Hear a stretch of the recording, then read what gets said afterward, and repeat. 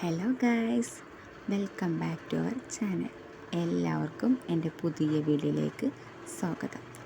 ഇന്ന് പാലക്കാട് സ്റ്റൈൽ വെണ്ടക്കപ്പുളി എങ്ങനെ വയ്ക്കാമെന്ന് നോക്കാം. അതിനുമുമ്പ് ആദ്യമായിട്ടാണ് എൻ്റെ വീഡിയോ കാണുന്നവരാണെങ്കിൽ ഒന്ന് സബ്സ്ക്രൈബ് ചെയ്ത് സപ്പോർട്ട് ചെയ്യണേ. അപ്പോൾ വെണ്ടയ്ക്ക അവിടെ കഴുകി മുറിച്ച് വെച്ചിട്ടുണ്ട്. പിന്നെ ചെറിയ ഉള്ളിയും തക്കാളിയും പച്ചമുളകും മുറിച്ച് വെച്ചിട്ടുണ്ട്. പിന്നെ ആവശ്യത്തിന് പുളിയും വെള്ളത്തിലിട്ട് വയ്ക്കുക. എന്നിട്ട് ചട്ടി അടുപ്പത്ത് വെച്ച് ചട്ടി ചൂടായതിന് ശേഷം എണ്ണ ഒഴിച്ച് പിന്നെ അതിലേക്ക് എണ്ണ ചൂടായി വരുമ്പോൾ ചെറിയ ജീരകവും ഉലുവയും ചേർക്കുക. നന്നായി വതക്കിയതിന് ശേഷം നമുക്കതിലേക്ക് ചെറിയ ഉള്ളി ചേർത്ത് കൊടുക്കാം. ചെറിയ ഉള്ളി ചേർത്ത് കൊടുത്തതിന് ശേഷം പച്ചമുളക് ചേർത്ത് പിന്നെ തക്കാളി ഇട്ട് കൊടുത്ത് നന്നായി ഒന്ന് ഇളക്കി കൊടുക്കാം. അതിന് ശേഷം നമുക്ക് തക്കാളി ചെറുതായി ഒന്ന് വാടി വരുമ്പോൾ നമുക്കതിലേക്ക് മുളക് പൊടിയും മഞ്ഞൾപ്പൊടിയും മല്ലിപ്പൊടിയും ചേർത്ത് നന്നായി ഒന്ന് ഇളക്കുക.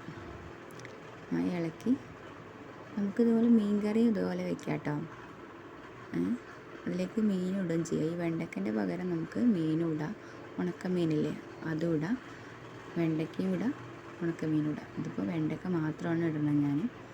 അപ്പോൾ പുളി പിഴിഞ്ഞ വെള്ളം ഒഴിച്ചതിന് ശേഷം അതിലേക്ക് ആവശ്യത്തിന് ഉപ്പിട്ട് നമുക്കവിടെ മൂടി വയ്ക്കാം.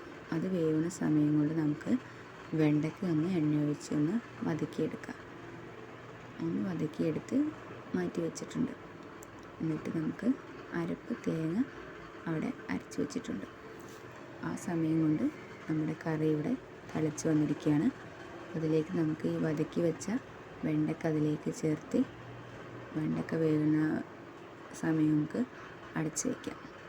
എന്നിട്ട് അതിലേക്ക് വെന്തതിന് ശേഷം നമുക്ക് അതിലേക്ക് തേങ്ങ അരച്ച് അരപ്പ് ചേർക്കുക. അപ്പോൾ ഇപ്പോൾ ഈ സമയത്ത് ഉപ്പുണ്ടോയെന്നൊക്കെ നോക്കണം.